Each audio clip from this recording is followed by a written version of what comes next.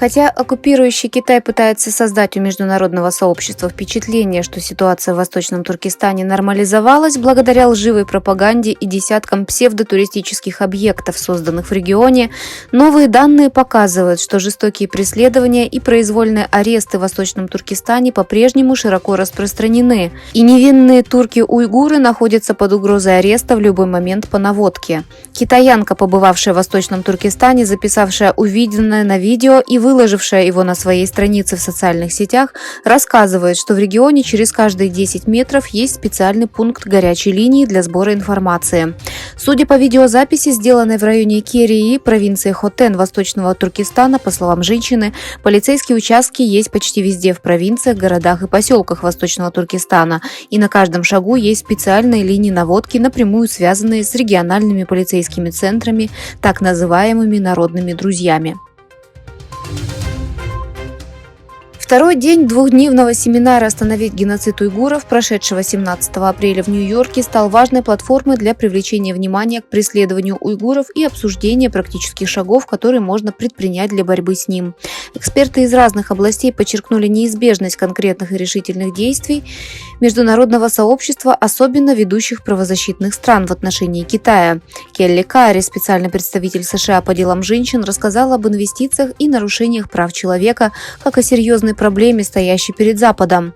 Карри подчеркнула, что ведущие мировые державы, особенно Соединенные Штаты, должны проводить более эффективную политику по борьбе с нарушениями со стороны Китая, своего крупнейшего торгового партнера.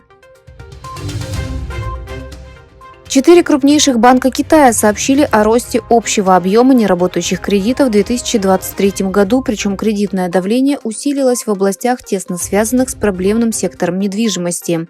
Промышленный и коммерческий банк Китая, Строительный банк Китая и Сельскохозяйственный банк Китая, 4 крупнейших госбанка Китая сообщили на этой неделе, что их общий объем неработающих кредитов увеличился на 10,4% с 1 триллиона 117 миллионов юаней в 2022 году до 1 триллиона 230 миллионов юаней в 2023 году.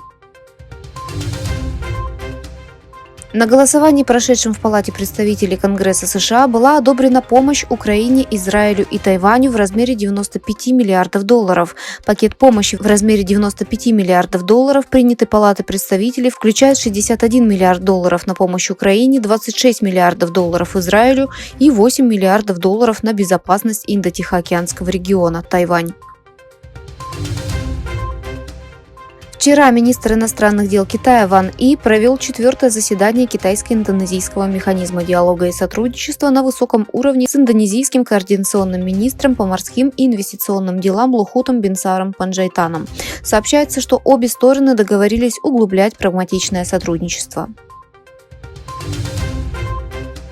Избиратели в Индии пришли на избирательные участки в ходе первого этапа всеобщих выборов, на которых премьер-министр Моди баллотируется на свой 3-й срок. В Индии начали голосовать на всеобщих выборах, которые продлятся 6 недель. На выборах, которые будут продолжаться до 1 июня, около 970 миллионов избирателей, более 10% населения планеты, определят 543 члена Нижней палаты парламента на следующие 5 лет.